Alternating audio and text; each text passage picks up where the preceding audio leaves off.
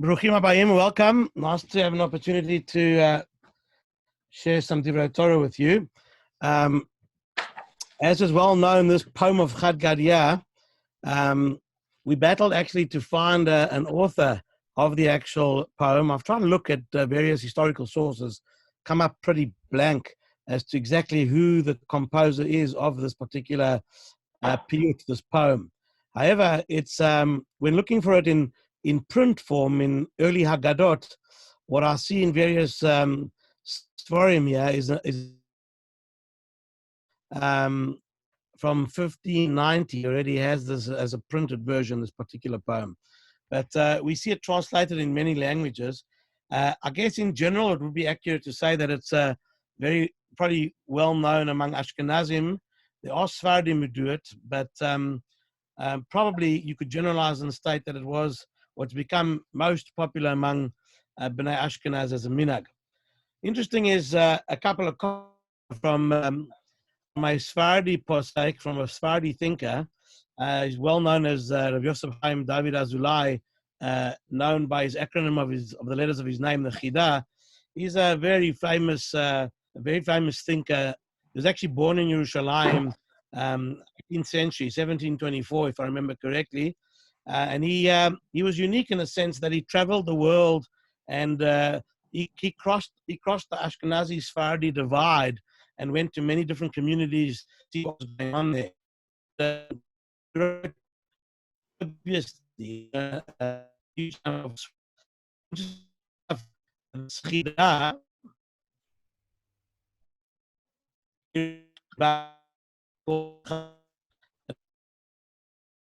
community who had really who had excommunicated somebody for reading the poem of Gadya, and the what you call the people that he was visiting, or the community, when he got to hear about the politics in the town, that they mamish put somebody in chayrim, they excommunicated somebody for belittling Gadya as kind of like an Aesop's fable, on steroids. He was asked whether they acted too harshly towards the purpose, and was he deserving of chayrim? They can use one for them. What happens there? So, am I okay? Everyone good? So, what we see, interestingly enough, is that the Chida basically said over at the time that he was really upset with the person who ridiculed the poem, and he said that he himself knows or has heard of 20 different explanations as to what the depth of dimensions that exist in this particular Gadya poem. I actually try to look at some of them, and I have quite a few. I'll try and share some of them with you. But it's interesting that the mivneh, in other words, the build of the actual poem, where you go from one level, you increase level by level by level as you go through the poem. I tried to see if I could find something similar in Shas, because in the Talmud, you might find a source for this methodological approach to sort of record ideas on a sliding scale from low to high. And I only found one place at the moment which allows us to contemplate this kind of structure.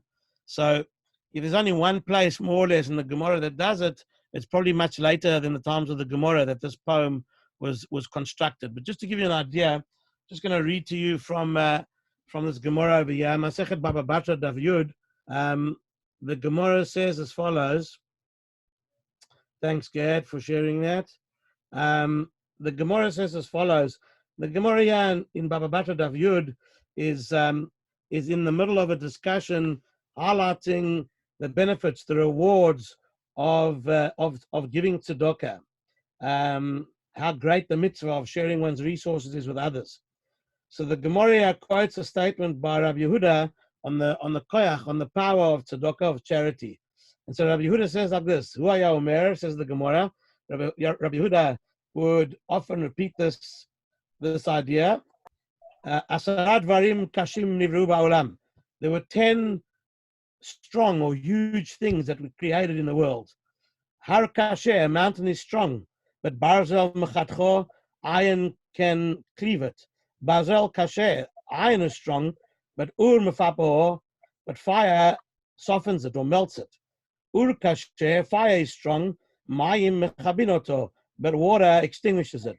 Mayim kashim, water is strong, but avim sovlinotan, but clouds bear it. Avim kashim, clouds are strong. Ruach mefazartan, but the wind scatters them. Ruach kasher, wind is strong. Guf sovlo, yet our bodies are full of air. Guf kasher, a body is strong. Pachad shovro, but fear breaks it. Pachad kasher, fear is strong, but yayin mefigo, wine dispels it. Yain kasher, wine is strong. Shaina achto, but sleep is it lessens its effect. And umita kasher mikulam, and death is stronger than all of these. Concludes Rabbi Yehuda, utzedakah matzelet min amita dichtiv utzedakah tatzil mimavet. Yet charity saves a person from death, as it is written, tzedakah tatzil mimavet.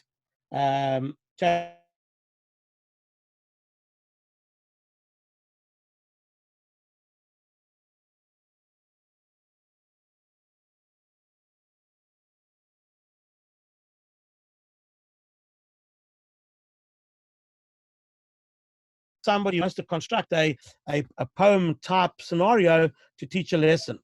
So we probably guess that the Chad Gadya poem was much after the Gemara.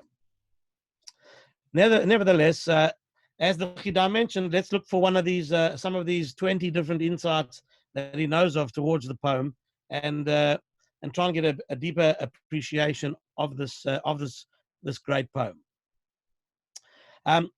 If one knows the order of the Seder in front of you, which means that you're well versed with song, which all of us were brought up with, Kadesh, Shurchatz, Karpas, Yachatz, that lists the 15 steps of the Seder.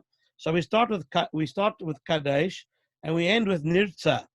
The last part of the Haggadah, Nirtza, the word Ritzai means something that is pleasing in the eyes of Hashem. From the word Ratzon, it should find favor in God's eyes. So Nirtza is, we praise you, Hashem, we find favor, we want to find favor in your eyes. And so the last part of the Haggadah could be summed up as follows, that it's a set of tefillot, of poems, of praise to HaKadosh Baruch Hu, specifically focusing on the journey from the end of the journey. We spoke about slavery and getting out of it from the beginning of the Haggadah, and Nirtza is the journey that we're all waiting to culminate in, and that is the redemption of Klal Yisrael, the return to the land of Israel safely with full sovereignty and Melech HaMashiach.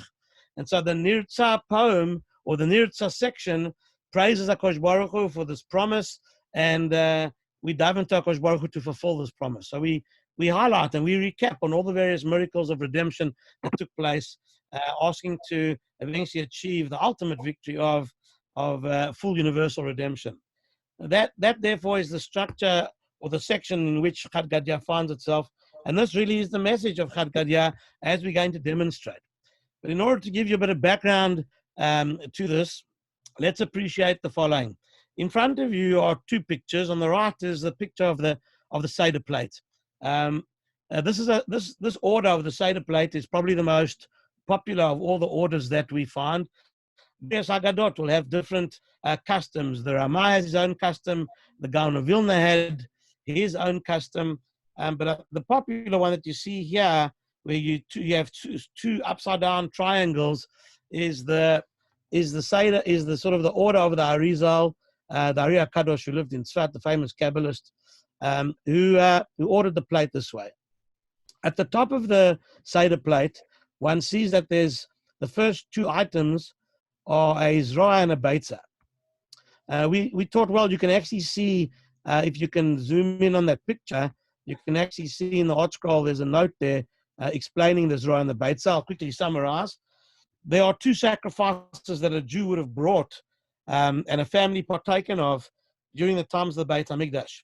You would have a Korban Chagiga, which is brought at every Yontif. It forms the main meal over which you would eat. And so too with Pesach, you would bring the Korban Chagiga, and you would eat that as your main course. You then had a Korban Pesach, which, as you know, was a lamb offering. And there, this Korban Pesach, you wonder now, what are you bringing it for? Why are you eating of it? Because you already had your main meal. So your first shawarma on the plate, or probably shawarma in pita, if pita was matzah, as the Taimanim feel it was, and it sounds correct, that first shawarma normally fills an individual, and you got to be like some of us who want a second one. But we're told to eat the Korban Pesach ala sova, which means, yes, dessert for Pesach is a second, let's call it a half shawarma. And you've got to have the meat of the Korban Pesach in the matzah with a bit of harif, with the maror, and that would have been your second helping, which is unusual. A person normally would have gotten full already on the one, but he has a special mitzvah to eat extra on Pesach, and we eat the Korban Pesach as the so-called second helping, ala sova, because we've already been satiated by the first main meal. That is the mitzvah of eating the Korban Pesach in terms of the Beit HaMikdash. It's somewhat similar to have our custom today, where we completely full after the main course and everything that preceded it, only to be challenged with eating a kazait of matzah, possibly two, depending on how you hold, but to eat a kazait of matzah, for in memory of the Korban Pesach. So we're already full. That last piece of matzah is taka challenging, but that's a similar idea. We needed to eat the Korban Pesach on the full, and so therefore, ideally on the Seder plate, we should have had a representation of these two sacrifices, the Korban Chagiga and the Korban Pesach. And the Arizal gives us, or we all have this custom, that we represent these two korbanot through the zra and the beitza. The zra is a piece of meat. Ideally, it should be a shank bone, piece of lamb that you don't normally eat on Seder night, because we don't want to confuse you and think that, well, the Beit HaMikdash being destroyed is not that bad. We've got, we've come this far. We'll eat the Korban Pesach. But no, we just commemorate it, and we don't eat anything roasted on Seder night in general. Comes along our custom and teaches us to represent the Korban Pesach with or the other Korban with a beitza, with an egg, which is normally associated with the mourner's food. And here is a kind of a avelut theme, a mourning theme, woven through the fabric of the Haggadah at the outset, that we have the beitza there instead of another piece of meat to communicate the message that all isn't rosy. Yes, we are celebrating a festival of freedom, but freedom hasn't yet been fully achieved, neither fully on a spiritual level and neither fully on a physical level. And the irony is that one could possibly argue that for those who are engaged in an active Jewish lifestyle, that there is a spiritual redemption, and maybe that has lasted, depending on which era you live in. In some eras, one could say, listen, there was more spiritual redemption than there was physical. In our era, that could be discussed, that could be questioned. However, what we do realize is that our plate of freedom is not completely full, and therefore we mourn those eras and elements of destruction that aren't with us. The Korban Pesach, the Beit HaMikdash is not in existence. We don't have full sovereignty in Israel. We don't have full peace in Israel. We've got trouble all over the diaspora. Am Yisrael are vulnerable, still vulnerable. And therefore, the freedom took place, but the culmination of the ideal full freedom is yet to be realized. And therefore, we mourn those areas, we mourn that concept, and represent that on the Seder plate with a beitza, mourner's food. There are many references to this idea of a strand of avelut coming through the Seder plate in general. For those who are familiar with, it's quite a famous principle, that is, there's a kind of a gematria type code called Atbash, and it's Aleph is the first letter, Taf is the last letter, and they correlate, and you can find them in different words or different settings. You'd be able to compare the Aleph to the Taf. And there's a well-known concept that the Yontif of Pesach, the first 7 days, or the 7 days of Pesach, possibly even the 8th day of Pesach, really represents the calendar for the rest of the year.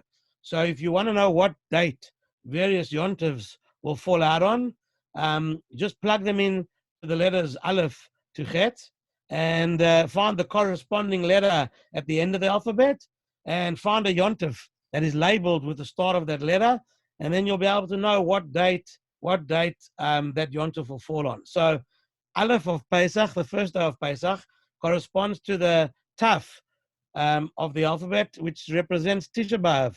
The first night of Pesach always correlates to the first night of Tisha B'Av. That correlation, of course, is sharpened by our discussion. Why is it that that Tisha B'Av and Pesach are sort of connected? It's this theme, that the Tisha B'Av theme, what we mourn over, has not yet been rectified. Tisha B'Av, unfortunately, still with us, which impacts upon reducing the level of simcha within our Seder experience. With this in mind, let's move more directly, more focused to an understanding of what it is that the Beit HaMikdash needs in order to be rebuilt. So we know well that there are some major strains, major nerves that run through Jewish history that always are stood on, and people feel the brunt of it. And we know from the Gemara teaching us about the destruction of the second Beit HaMikdash, that the second Beit HaMikdash was destroyed because of Sinat Chinam, causeless or baseless hatred, the dividing politics that exists always within whatever we do. It's always a major challenge. But when it becomes extreme, it has destructive forces unleashed on us. And just as the second Beit HaMikdash in the main was rendered completely vulnerable by the Sinat Chinam of its time, every generation subsequent is always taught that no matter what we do on a religious level between us and Hashem, however compromising we are in the religious matters, but Hashem views Sinat Chinam, the compromise of our solidarity, as a more area that needs work than any of the major religious areas. And so Sinat Chinam has been touted as this watchword to always focus on. And possibly the Seder, where we get together in most years with full family and friends in attendance, it's an opportunity to highlight the bonds of love, of trust, of society. Having said this, we get a subtle lesson of this woven into the Haggadah from the very beginning.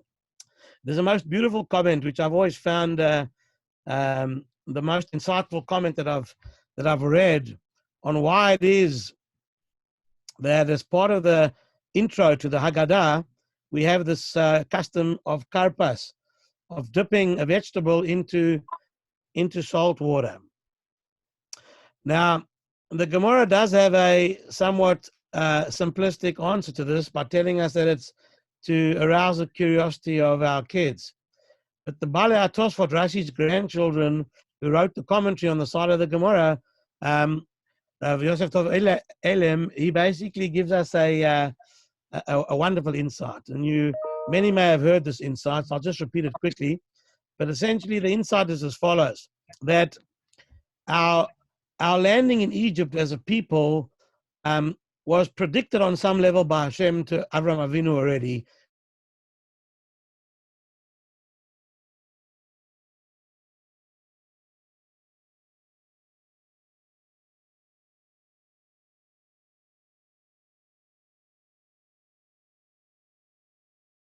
The time Hashem predicted it to Avraham Avinu, and it lay in abeyance, and there were many paths that could have been taken by Hashem to allow us historically to find our way into some oppressive regime. But the path that was taken in the end was the one down to Egypt, and that path was paved by the enmity displayed between the brothers of Yosef toward Yosef. And their treatment of him, as you know, was almost led to fratricide, and it could have been even more disastrous than it was. but it split the people, it split the family. It sent Yaakov into a depressive state for decades. It was dangerous. It was absolutely, but it brought us to Egypt. And in the end, Yosef survived and eventually heals the wounds of the family and brings us all back together again. Yeah, the Balei Tosfot tell us that in order to remind us as to how we got down to Egypt in the first place, we have a system of dipping a vegetable into salt water. This really, what should have really been here on the Seder plate, we should have really taken something made out of wool, like Yosef's coat, and dipped it into blood, and as a recollection of what happened there, because everything started from there. The charade was played out by the brothers in front of Yaakov Avinu, by dipping his woolen coat into blood and then presenting it to Yaakov Avinu, convincing him that Yosef had been devoured and killed. But we don't do well with blood, and we're not going to do it. It's safe. What we're going to do, we can't eat it. We don't dip, and we're not going to do anything with wool either. So, as a so-called replacement of what should have been some sort of material dipped into blood, we dip karpas into salt water, representing the sinat chinam that plagued the family. And as a result of this enmity between Yosef and the brothers, this actually led into the Shibud Mitzrayim, the slavery in Egypt. The karpas therefore represents how we got into Mitzrayim, why we got into Mitzrayim. It's because of the sinat chinam that was represented there, and we haven't escaped that sinat chinam properly either, all these generations later. And so therefore, this lament, or this idea that we start with karpas, we have this thread of avelut on our Seder plate, we have it in the concept of Pesach and Tisha B'Av. All these ideas form a concept for us, and that is that we want redemption, we want full redemption, we want to live to see it, but we also realize that, and we have to emphasize all the time, the more we talk about it, the social disharmony and how we get around it, the closer we'll come to Hashem, finding favor with our prayers, and hopefully the Shana Haba B'Yerushalayim. That in a nutshell, I would say, is a major lesson, even though it's below the surface, that exists at the beginning of the Haggadah and should be emphasized as you begin your Seder. Traveling all the way through the Haggadah now, we come to Chad Gadya. And Chad Gadya offers, in the eyes of the Gaon of Vilna, an extension with deeper dimensions to the concept I've just shared with you. And here the Gaon basically teaches us what this Chad Gadya is all about. And again, I just thought of one other, intro piece. If you wait until Chad Gadya to share this vort with your family at the Seder table, you may get lynched because you've had please God, a very fruitful discussion over the Seder. Everyone's tired and wants to go to bed, and people can see the finish line, and then you come with a big shiur that you've heard. The chances of people looking at you favorably will be quite slim. So possibly what you could do is you could actually have this whole discussion at the beginning of the Seder and just end up singing the song at the end. Anyway, I'll leave it to you for the logistics. But in principle, the way to segue into the Seder, discussing the Sadya, I've given you one, which is through the Karpas. But even as you move from the Karpas into the actual recital of the Haggadah opens with the Halach Ma'anya paragraph, which is written in Aramaic. Those of you who've been following some of the JLC shiurim over the past couple of weeks or months have heard a lot about this. I've been hacking about this Aramaic issue, how Aramaic became part of our culture. The Gemara is written in Aramaic, how all of this really fits together, but that's not for now. But suffice it to say that Aramaic, as opposed to Hebrew, is meant to impress upon us that despite our celebration of freedom tonight, we're still in exile, speaking our foreign tongues. And this implies that the cause for our exile still remains at large and has not fully been addressed. And the one major fault line is infighting or groundless jealousies, sinat chinam. And the Haggadah therefore subtly opens with this theme as an undercurrent and concludes our celebration of freedom with the same subtle message in the Chad Gadya. So this would be a way to have this discussion on Chad Gadya at the beginning of the Seder by joining the dots to Alachmanya and Karpas.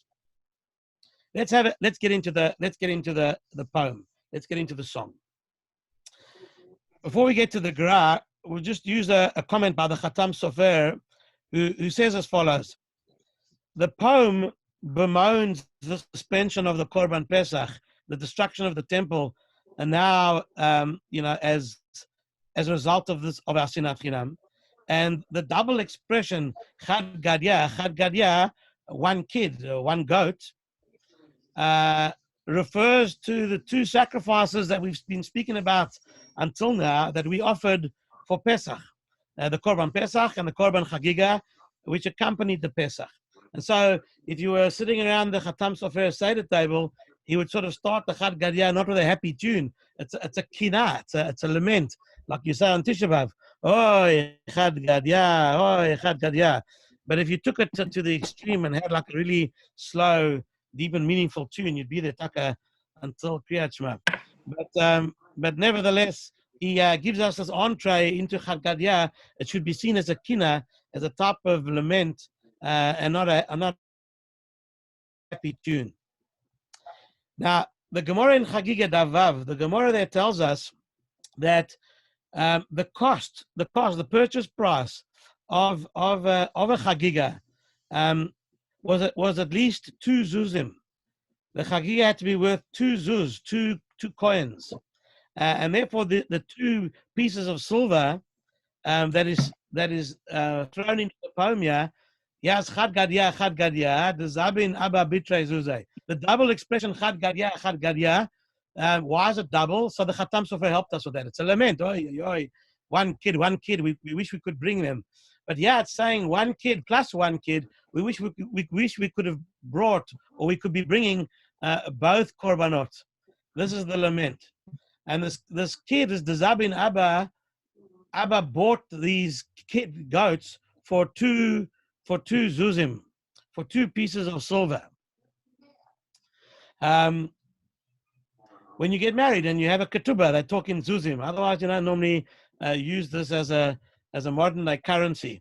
But just as a quick interlude to hopefully make you smile, we had many years ago, Deborah and I hosted a number of students in the days that we were involved with young adult outreach work, and one of the girls that became very close to us eventually became from and made her way to start a seminary there and studied a couple of years there, and came back intermittently. Anyway, one of her return journeys, she told us a cute story. She said, she doesn't know anything. She came from no background whatsoever, and she was exposed to the seminary in Tzvat.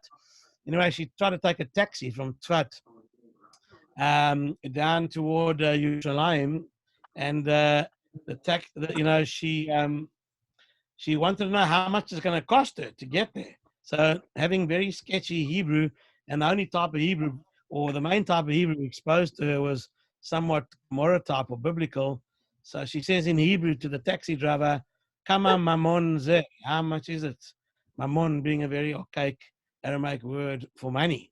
Kama mamon zeh. So without a beat, the taxi driver replied to her, Shtei zuzim. 2 zuzim. So that was the little cute story she told us. Nevertheless, zuzim was the currency, as we know, currency of silver. So this was an interesting part here. That is that our ancestors, or the Zabin Abba, bought this goat with 2 zuzim, 2 pieces of silver, and we long for those days to come back again. So the question, of course, is which we've answered as to why is the exile still with us, and our answer is disunity.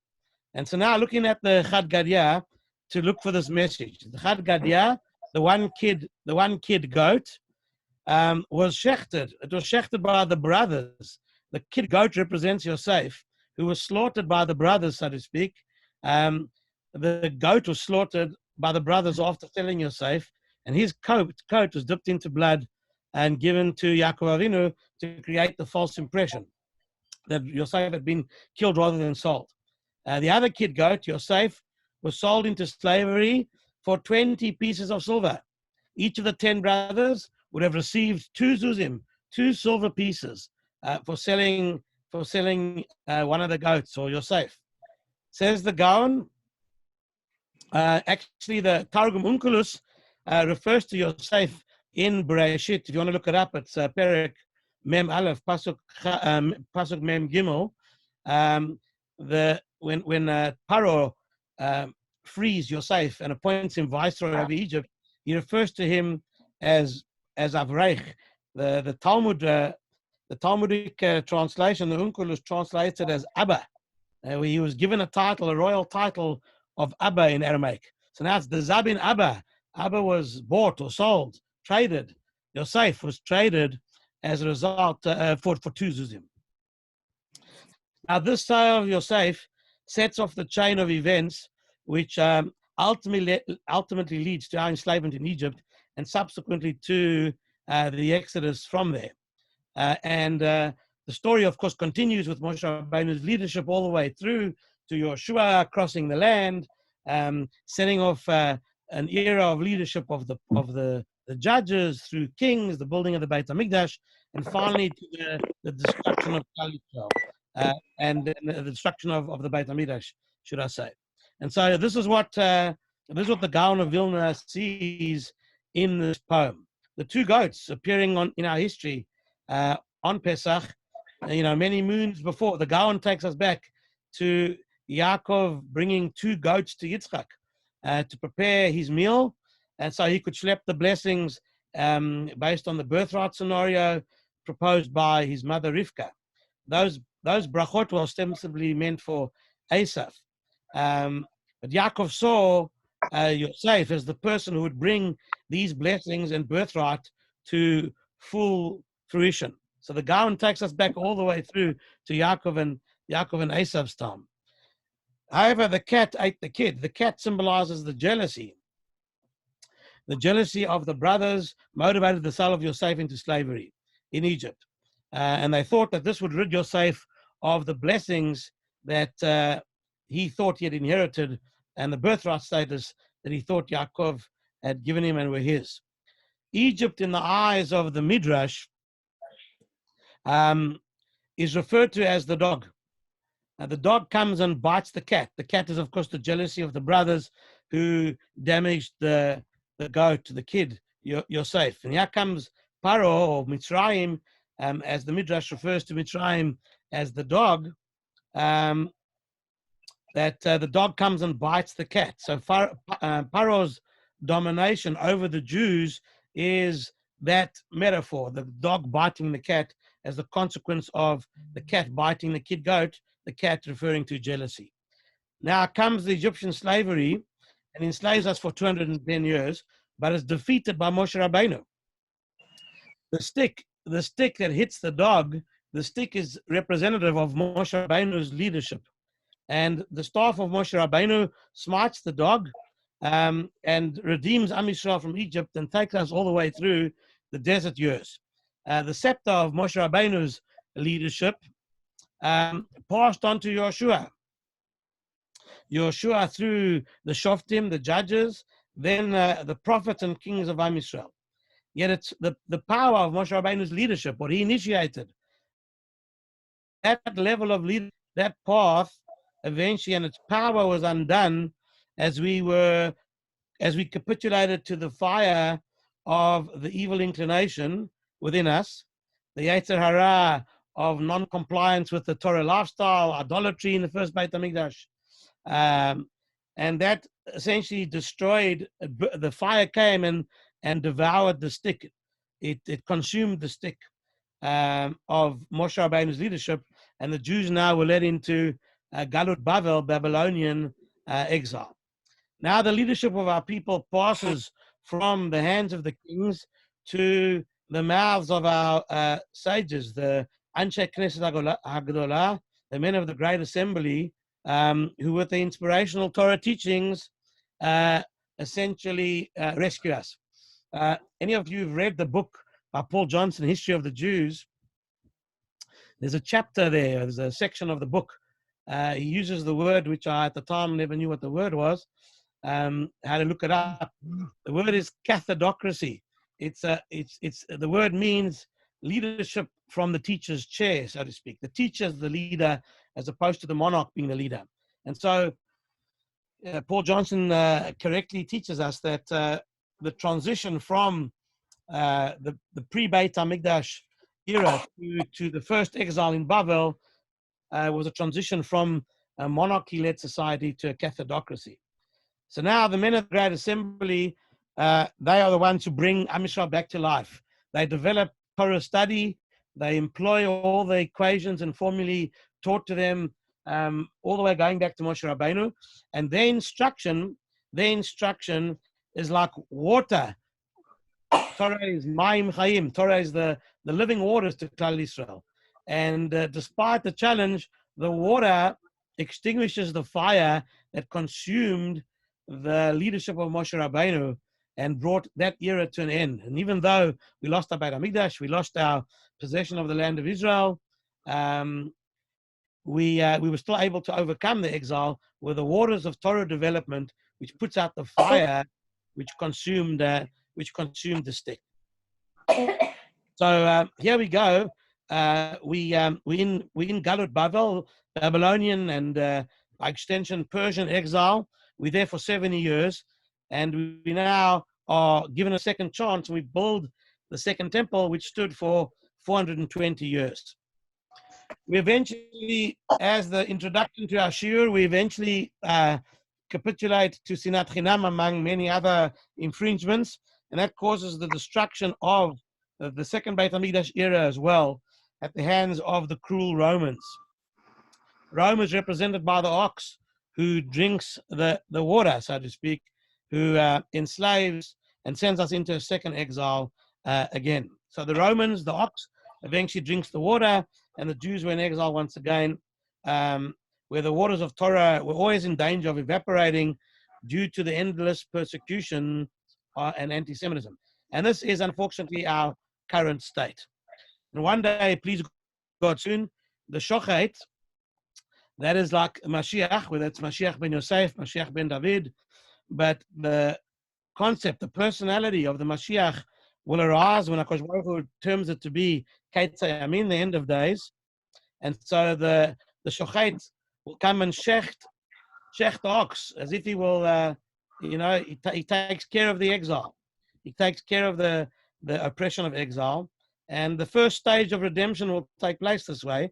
So when the Shochet comes along and shechts the exile of Rome, so to speak, the ox of Rome. That's the first stage of Geula, described in our Gemara in Sanhedrin as Mashiach ben Yosef. He's the one that will lead us into battle against the forces of evil to destroy those forces.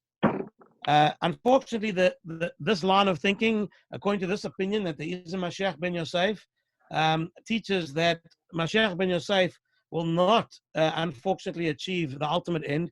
He will fall as a casualty in battle. And it's as if to state that the world needs to be rid of evil, but the greatest evil, the source of everything, as I mentioned at the very beginning of that shiur, when I quoted that Gemara from Baba Batra, the Gemara says the most powerful force that exists in the universe is Va'ata Malach HaMavet, the force of death. None of us can beat the angel of death. We are unfortunately all human, all finite, and therefore the greatest threat against the human condition is this issue of the force of death. And even after the Mashiach ben Yosef has engaged in battle, what the Gemara tells us, this opinion says that the angel of death will still have ultimate dominion over life until HaKadosh Baruch Hu himself appears and shechts the angel of death, ushering in the full expression of messianic redemption.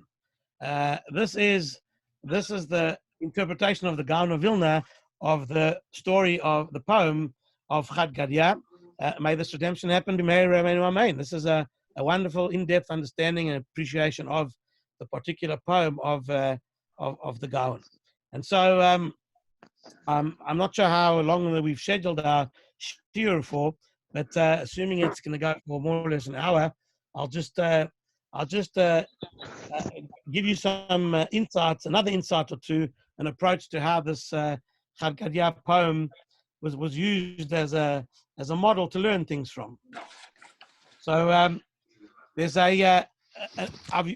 again, this should make you smile a little bit, but I learned through one of the many Haggadot I have here, a long time ago. In fact, when I was still single and in yeshiva, I would go home every year for Pesach, and every year take out a new Haggadah and go through it. So many years ago, I learned this chiddush I'm going to share with you, and the smile on your face is going to come as how you apply this to your to your children and bringing up children. See if you think this is good parenting, like parenting 101. And the story I want to tell you is a story about the Rebbe of the Khatam Sofer, the teacher of the Khatam Sofer. He's quite well known as Rav Nosson Adler. He was a very, very interesting character. Rav Nosson Adler was very creative, very, very original. So picture the scene. You have a tremendously gifted Talmid Chochem. The Khatam Sofer refers to him as he was a Kohen. He used to be referred to him as a Kohen Agadol Me'achav, the greatest of all the Kohanim. His way of saying that my Rebbe was, head and shoulders above all of us. But he had but because he was so bright and so creative and so original, he wouldn't. He would look at minhagim that had been established for years and challenge them, because there were many minhagim that crawled into our culture without the sources to back them up, and often they're not. Some need to be reworked, re-understood.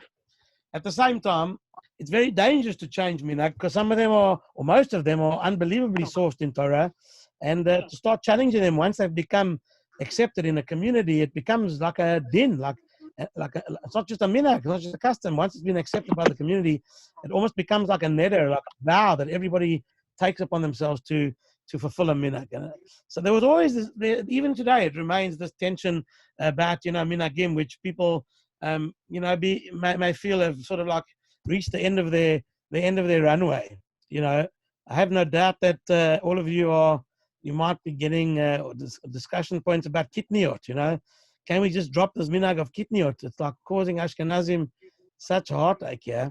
And now that we're living in Israel, it might be different, or we have intermarriages between Sfaradim and Ashkenazim, and all these questions about kitniot. Kitniot is a very strong minhag, but many people argued against it originally. Anyway, I just give it as an example of what if somebody had to say to me, do you know an irritating minhag? This is one of them. I'm not belittling it in terms of the fact that we've all accepted it, but if you had to be honest about yourself, this isn't one that you would have put into the books yourself, unless you may have come across the problems that they faced in the early years, where there was there were potential problems in mixing moisture or water with certain flour, and certain types of flour looked similar to chometz, etc. Anyway, the story with kitniot. But it is an example of a minhag which which people challenged originally as it was brought to bear, and still today have the big discussion about it. Anyway, Rav Nosson Adler was a personality who would challenge minhagim like this, and one of the, just to give an example of one of the greatest areas of dispute that he had was with the pronunciation and nusach of davening. So we Ashkenazi, most of us, and we've got Sfaradim in our community. And do you pronounce your Hebrew in Ashkenazis or Sfaradit? And if you have Sfaradit, who is the correct Sfaradi? Anyway, the Rav Nosson Adler, he challenged the accepted nusach of Ashkenaz and preferred the nusach Sfaradi. And out of all the Sfaradim, he felt possibly the Iranians, the Taimanim. He basically financed an Iranian Duk expert to come along and live with him for 3 years and teach him everything about that he knew about the tradition of Sephardi Jewry and etc. Now, if you're living in Australia and you challenge, I get one thing, but you're living in Frankfurt with the Germans, you don't challenge nothing there, boy, without getting into trouble. So the Yekisha Jews, Germans, and they got they have this kind of they, to protect their tradition from assault by Reform and others, they are probably one of the most fiercest adherents to minhag that you can find. If there's a minhag, no matter how old it is, if it came from Torah sources in Germany, they literally, it's a do or die for the Yekkes, those minhagim. You don't challenge a Yekke with the order, I lived with a Yekke in Yeshiva, and he even folded the dirty washing. So I tell you now, the Yekkes, you don't mess with them. Their fridges are ordered alphabetically. And Rav Nosson Adler did this. He challenged the whole community in Frankfurt. He switched over to Nusach Sfaradi, possibly with even emendations of the Arizal.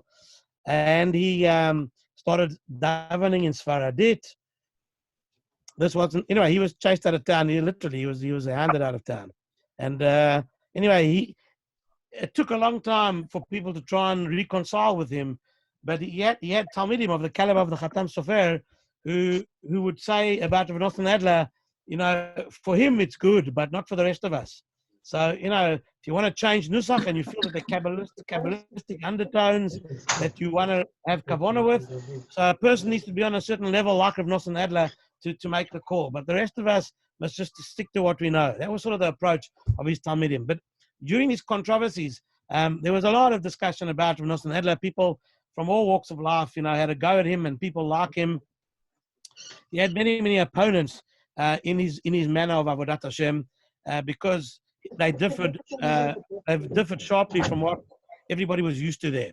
And once Rav Nosson Adler, the story goes, he was sitting in the Beis HaMedrash, and just doing his own thing. Maybe he wasn't recognized at the time, and he was just sitting there learning in the corner of the Beis HaMedrash, unrecognized, unnoticed by the people that were there, around the tables. And suddenly he overheard a conversation which was very critical of him. And people were lambasting Rav Nosson Adler in the way he's derech in Avodat Hashem. And of course, the people who were doing the Lashon Hora on him, they didn't realize that he was listening to their conversation. So Rav Nosson Adler decided to approach them. So what does he do? He approaches the people, and he says, "Listen, do you mind if I pose a question to you?" I don't. Okay, and they all agreed. And they said, "Listen, this is the question I have." He says, "You all know the Chad Gadya, right?" So he says, "Okay, so let's go through the Chad Gadya for a second." So he says, "Look, this beautiful little fragile kid goat, the cat ate the kid. So the cat is wrong, correct?" "Yes, the cat's wrong."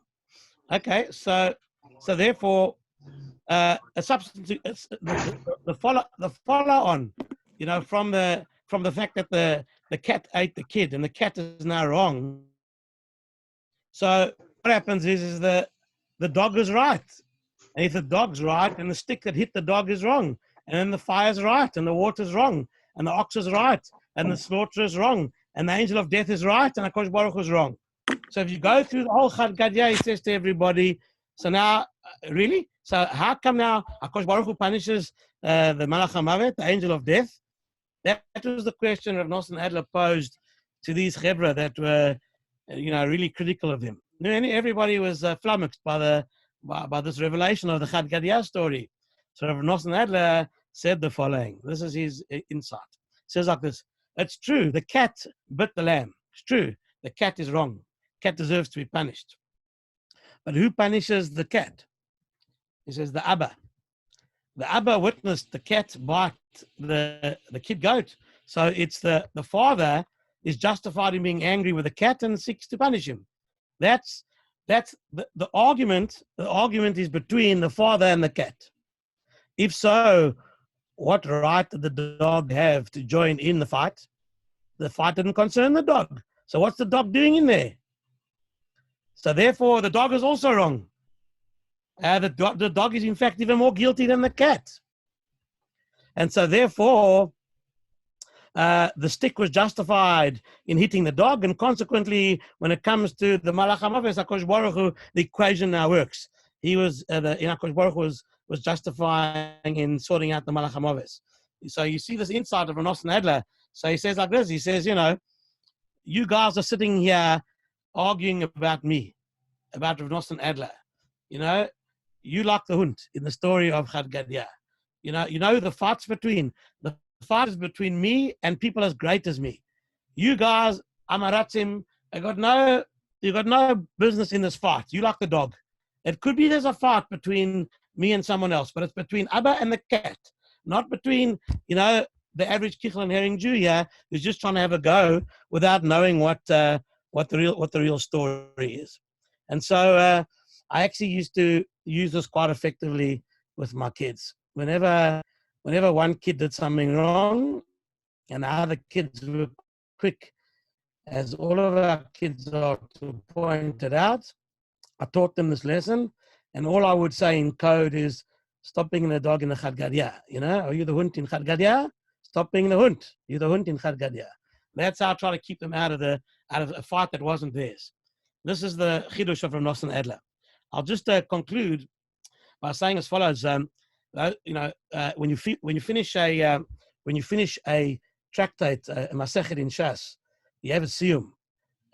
We all go to siyumim, Baruch Hashem, now with the popularity of Daf Yomi. We finish a masechet, a tractate of learning, as we hopefully will do Erev Pesach, and we have a siyum. Now, the recital at the end of the siyum, we do this. We refer to a family worth mentioning, and that is the family of Rav Papa. We mention Rav Papa and his sons. It's always a question as to why we do this as part of the Hadran, as part of the final formulation and conclusion of the Masechet. We end off with a piece which highlights this particular sage, this Rav Papa and his sons and his children. One of the great chidushim that I saw as to why this is true.